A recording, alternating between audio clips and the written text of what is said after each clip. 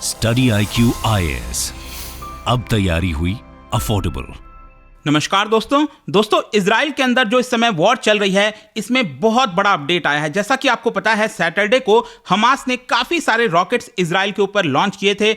इसको देखते हुए 50 साल के बाद पहली बार इजराइल ने यहां पर वॉर डिक्लेयर कर दिया, ऑफिशियली डिक्लेयर कर दिया। तो क्या है कि अब आप देखोगे तो हमास के ऊपर काफी सारे प्रहार किए जा रहे हैं इजराइल की तरफ से, और खबर ये आई है 1500 हमास फाइटर्स की बॉडीज ये पाई गई है इजराइल में। ये आप देख सकते हो, Israel Hamas war 1500 bodies of Hamas militants found around Gaza strip, says Israel army. तो इसको हम डिटेल से जानेंगे, लेकिन इसके साथ साथ एक और चीज ये हो रहा है कि हमास ने यहां पर अब धमकी देना स्टार्ट कर दिया है कि वो एक एक करके जो हॉस्टेजेस हैं उनको वो मारना स्टार्ट कर देगा। आपको पता ही है, हमास बहुत सारे इजरायलीज को, और सिर्फ इजरायलीज नहीं, कई फॉरेन नेशनल्स के लोगों को भी बंदी बना रखा है। इनफैक्ट इसके अंदर अमेरिका के भी सिटीजन शामिल हैं, तो उनको यहां पर हॉस्टेजेस बना रखा है। इसको लेकर अब चिंता हो रही है कि क्या उनको भी एक एक करके मारा जाएगा। तो जो लेटेस्ट खबर इस समय आ रही है, जितनी भी इंपॉर्टेंट डेवलपमेंट हुआ है, वो मैं आपको इस वीडियो में बताऊंगा। चलिए आगे बढ़ते हैं, लेकिन उससे पहले ध्यान रखिएगा, आप में से जितने भी लोग यूपीएससी 2024 हो, 25 हो, ये अगर आप तैयारी कर रहे हो, तो कल से हमारे जो 3 लाइव बैच स्टार्ट किए गए हैं, उसमें अभी भी आप एडमिशन ले सकते हैं अलग अलग वैलिडिटी के साथ। हमारे वेबसाइट ऐप पर जाना है, कमेंट सेक्शन में इसका लिंक है, वहां पर जाकर यूज करिए कोड अंकित लाइव। ये कोड इस्तेमाल करने से मैक्सिमम डिस्काउंट मिलेगा और आप एनरोल करा पाओगे। और इसके अलावा अगर आप एमसीक्यूज अटेम्प्ट करना चाहते हैं तो मेरे इंस्टा पेज पर जाइए, वहां पर स्टोरीज में जितने भी एमसीक्यूज हैं उसको आप अटेम्प्ट कर पाएंगे। तो चलिए सबसे पहले देखते हैं कि एग्जैक्टली अभी हुआ क्या है। देखिए, जैसा मैं आपको कह रहा था, 1500 डेड बॉडीज ये पाई गई हैं हमास फाइटर्स की। कहां पर?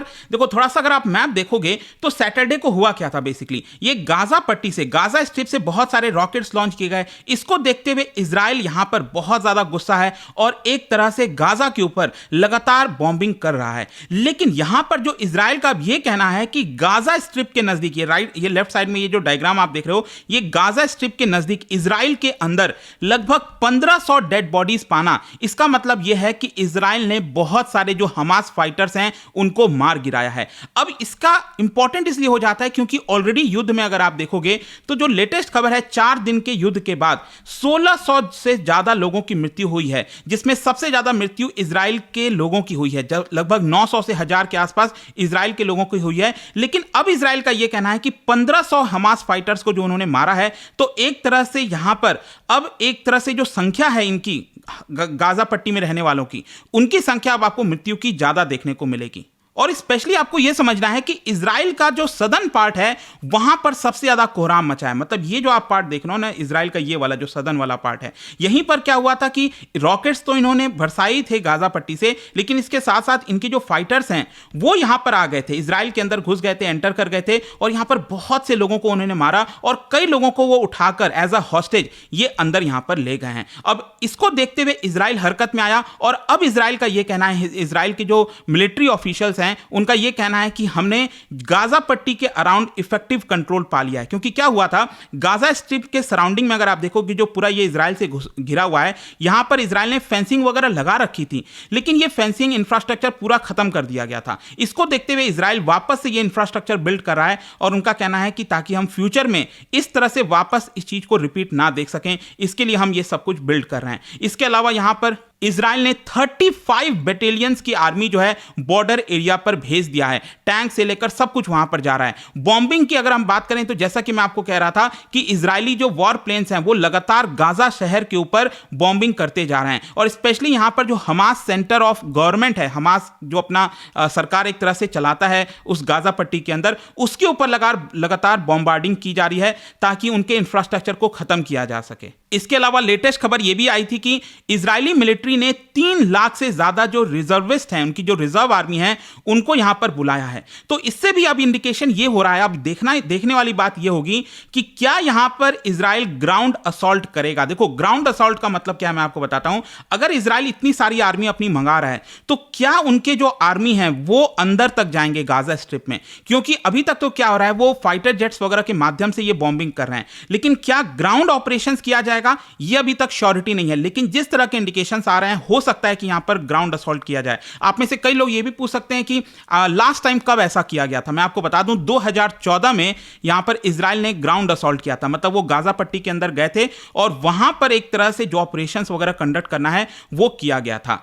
इनफैक्ट पैलेस्टीन्स के अंदर से भी खबर आ रही थी, पैलेस्टीनियन जो रहते हैं गाजा पट्टी में, उनका यह कहना था कि इजरायली सिक्योरिटी ऑफिसर्स उनको कॉल कर रहे थे, मोबाइल पर हर जगह मैसेजेस भेज रहे थे और उनको कह रहे थे कि आप वो एरिया खाली कर दीजिए, हम वहां पर लगातार जो बॉम्बिंग है वो करने जा रहे हैं। तो इस तरह से भी डेवलपमेंट रिसेंटली सामने आया है। लेकिन इन सारे चीजों को देखते हुए अब हमास देखिए क्या कर रहा है। हमास की स्ट्रैटेजी यह है कि वो अब धमकी दे रहा है कि जिस तरह से हॉस्टेजेस उन्होंने बनाए हुए हैं कई लोगों को, वो उनको एक एक करके मार देगा। यहां पर यूएस और इजराइल, स्पेशली इन दो देशों के लिए बहुत ज्यादा चिंता की बात आप कह सकते हो, क्योंकि अब इन लोगों को समझ नहीं आ रहा है यूएस और इजराइल को कि वो हॉस्टेजेस को वहां से कैसे निकाले। इनफैक्ट मैं आपको बता दूं, प्रेसिडेंट जो बाइडेन ने ट्यूसडे को कल ही यहां पर कंफर्म किया है कि अमेरिका के कई नागरिक हॉस्टेजेस बनाए गए। अब कितने नागरिक बनाए गए हॉस्टेजेस नहीं पता, लेकिन अभी तक ऑलरेडी 14 अमेरिकन जो हैं, अमेरिकन सिटीजन्स, उनकी मृत्यु हुई है, यह कंफर्म किया गया है। और टोटल अगर हम हॉस्टेजेस की बात करें, मतलब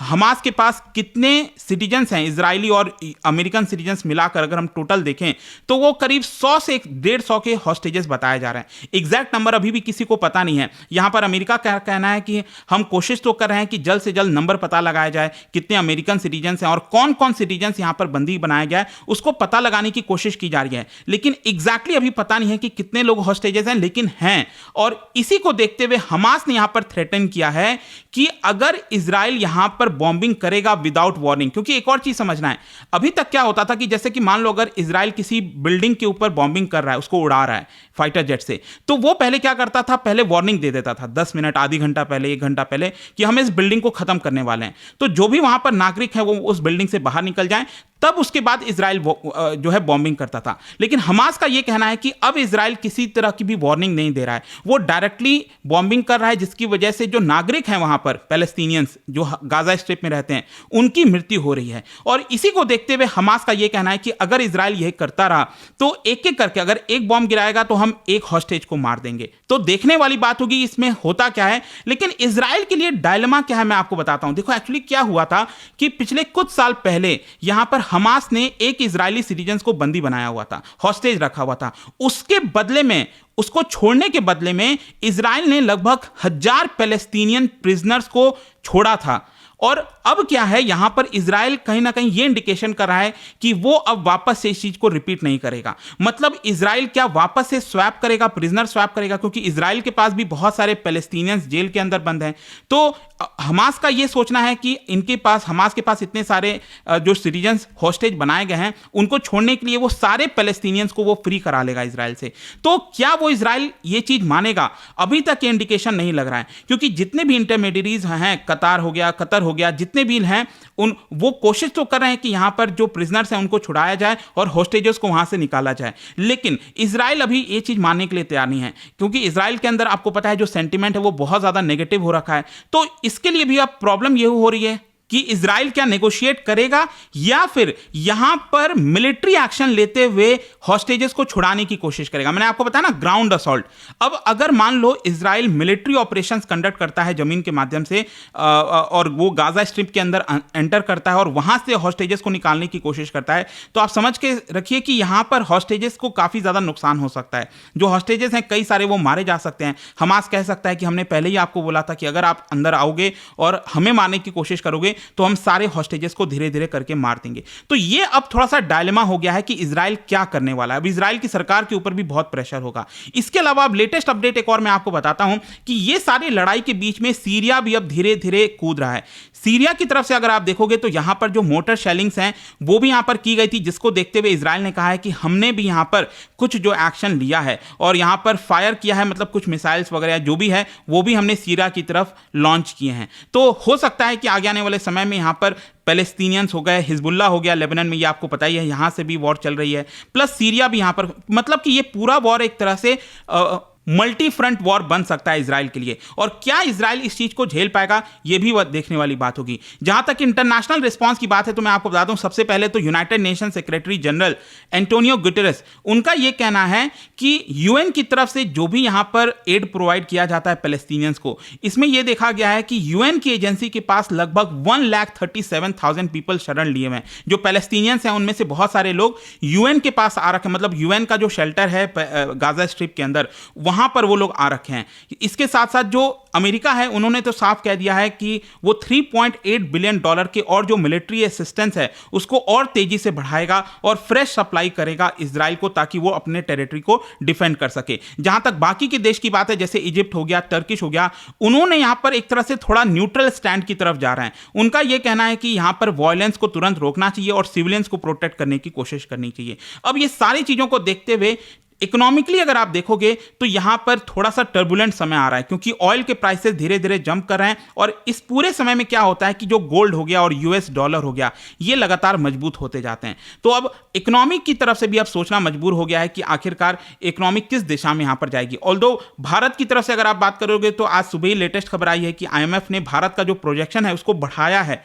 तो लेकिन दुनिया की इकोनॉमी के लिए कहीं ना कहीं खतरे की बात है और इसका डेफिनेटली इंपैक्ट भारत के ऊपर भी आगे आने वाले समय में हो सकता है। तो देखते हैं आगे क्या होगा यहां पर। बट जो लेटेस्ट अपडेट था मैंने आपको बताया। जाने से पहले एक इंटरेस्टिंग क्वेश्चन, क्या बता सकते हो कि which of the following country, मतलब कि यहां पर किस देश ने सक्सेसफुली, उनके डॉक्टर्स ने सक्सेसफुली एक जेनेटिकली मॉडिफाइड पिग हार्ट को ह्यूमन बॉडी के अंदर ट्रांसप्लांट किया है, ये आपको बताना है। इसका राइट आंसर आप सबको पता है, मेरे इंस्टाग्राम पर तो मिलेगा ही, वहां पर अगर आप नहीं हो कोई बात नहीं, टेलीग्राम से ले सकते हैं इसका सही उत्तर। मैं कई सारे जो एमसीक्यूज हैं वो यहां पर स्टोरीज में डालता रहता हूं। बाकी अगर आपको पीडीएफ चाहिए तो टेलीग्राम पर आइए, अलग अलग सोशल मीडिया पर आप जुड़ पाओगे।